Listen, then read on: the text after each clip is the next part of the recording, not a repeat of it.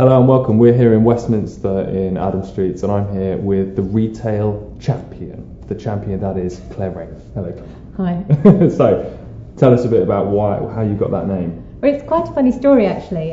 Just over a year ago, a producer from the BBC rang up and asked if I'd do a feature on Breakfast News, and he was talking around, well, what we really need is someone on the side of the retailers, someone to sort of put their perspective off and to defend them, a bit of a retail champion really.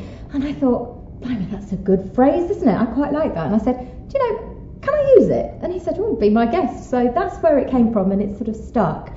And really where he was positioning defending the retailer and being on their side and fighting their corner is exactly what I was doing when I was working with small businesses. So it just made perfect sense. I see. So do you maintain that kind of ethos now? That's still, championing of small businesses. And how do you do that? Well, in terms of what I do with the small retailers is I actually try to help them to become as strong in their particular niche as they can be or as they want to be, because most importantly, one might want just to have one outlet and do very well from that. Others might want to open 10, 20 and become the next national chain. So I'm there to sort of help them, advise them and champion their own particular cause. Everything hangs from what would that ideal customer want. So you're saying, it's kind of very similar to the role an advertising agency might take, is taking that, getting inside the brand, if you like, and understanding. Yeah, and understanding who am I here to serve, who am I talking to, who am I buying products for, who am I pricing them for, and therefore where do I need to put myself so I'm right there in front of the customer. And another thing I tell them is to try to be where your customers are.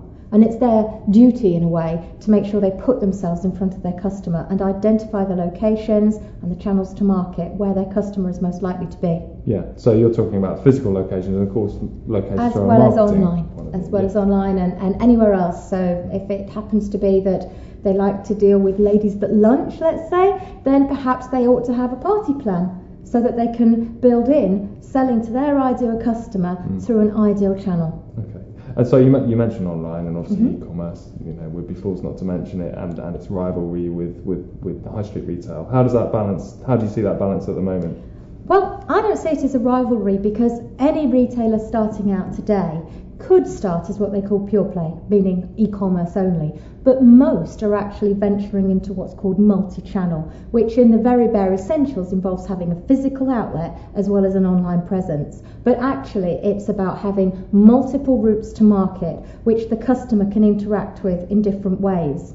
Research shows that a multi-channel customer is worth 130% of the value of a single channel customer. So by having more options for people to find you, it gives you more options to sell to them, which is obvious really. But the other interesting fact is over 60% of customers research online, best price, best promotion, ideal location and other information with the absolute intent to purchase in store.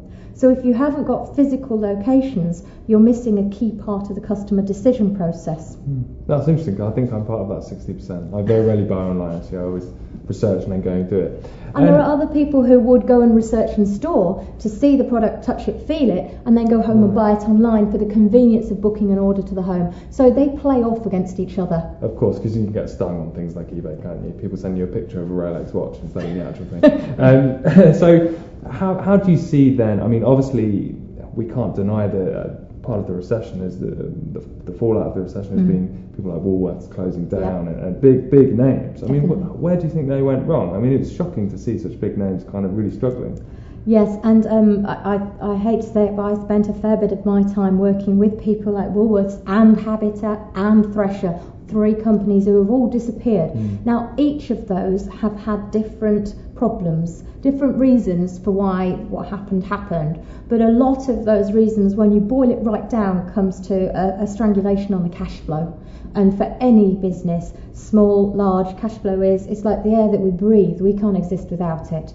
So reasons of not being right for the customer, not necessarily having the right products available, they're all sort of effects that ultimately caused that strangulation on cash flow. Okay. And so how do you see then going forward for retailers? I mean, there are still a few empty shops about in high streets everywhere. I mean, is now a good time to start in retail? I mean, what should small businesses looking to start in this industry doing? I think my advice would be, if you're looking to start out, and it doesn't matter whether we're in a recession or boom time, you have to absolutely be clear about what it is you're going to sell, to whom, and where you're going to sell it from. So understanding the customer, the product proposition, and the channels, the different locations and routes to market. And if you believe, with your business plan robust, analysed and researched, and sort of the sense of the market, you've got the research in place, if you believe that you have a successful model, then looking at what other people have done may actually distract you from your mission and your purpose. So I would almost say, yes, be mindful that there are problems and that consumer confidence is low, but then you can take advantage of some of those things in that landlords are looking for people to take on property. If you've got a great proposition, you can negotiate your way into a property on a very preferential rate with rent-free periods. And landlords would rather have a quality occupant in their property than it stay vacant, because they're liable for the business rates. So there are deals that retailers can do at the moment which help them starting out. But I think that it doesn't matter whether we're in a downturn or an upswing. If you've not got the business model absolutely clear in your mind, then you're destined to fail. Okay. And so what can you do to help these really small businesses and people with an idea? What can you do to help them get that business model in place? Oh, well, obviously I'd tell them to have a look at my 10 steps to retail success methodology. Of course. But that boils down to, there are 10 key steps that I talk to people about, and a lot of that centres on having clear goals, clear positioning, a very well articulated mission, knowing the customer, and then from that everything else can hang. Like I said earlier, if you know the customer, you can buy product for them, you can price it accordingly, and you can be in the right locations to be where your customers are. So they would be sort of the key messages. In terms of a couple of things that I do try to encourage people to remember is positioning. The outward experience of your brand makes promises to the rest of the world, the consumer.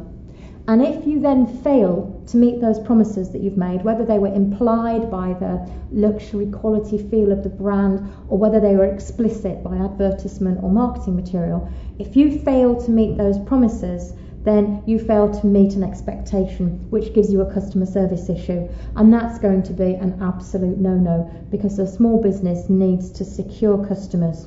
They need to acquire them, convert them, retain them. They're the sort of three critical factors. Yeah. And once they've achieved that, then they're on the road to success.